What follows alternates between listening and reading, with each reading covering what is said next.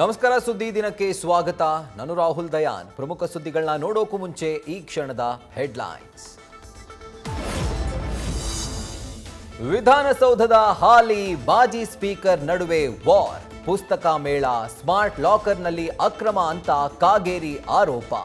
ಖಾದರ್ ಬೆನ್ನಿಗೆ ನಿಂತ ಕೈಪಡೆಯಿಂದ ಕಾಗೇರಿಯ ಹಳೆ ಫೈಲ್ಸ್ ಓಪನ್.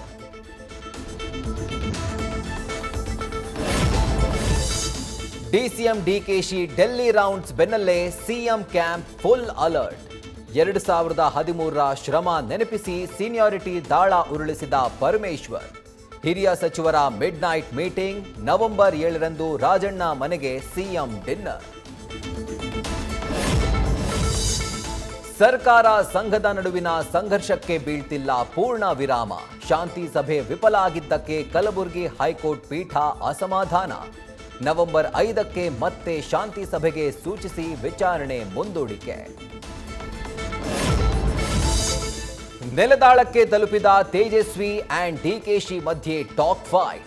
ಯೋಜನೆ ಬೇಡ ಅಂತ ಹೇಳೋಕೆ ಅವನ್ಯಾರು ಎಂದು ಡಿಕೆಶಿ ಗರಂ. ಗದ್ದಲದ ನಡುವೆಯೇ 1 ಕಿಲೋಮೀಟರ್ ಸುರಂಗ ಪ್ಲಾನ್ ಕೊರೆದ ಸರ್ಕಾರ. ಬಿಹಾರ ಅಖಾಡದಲ್ಲಿ ತಾರಕಕ್ಕೇರಿದ ಮಾತಿನ ಸಮರ.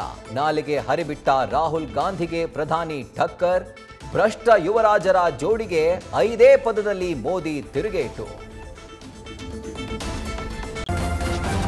ನ್ಯೂಸ್ ಫಸ್ಟ್, ನಿರ್ಭೀತಿಯಿಂದ ನಿಮ್ಮ ಪರವಾಗಿ.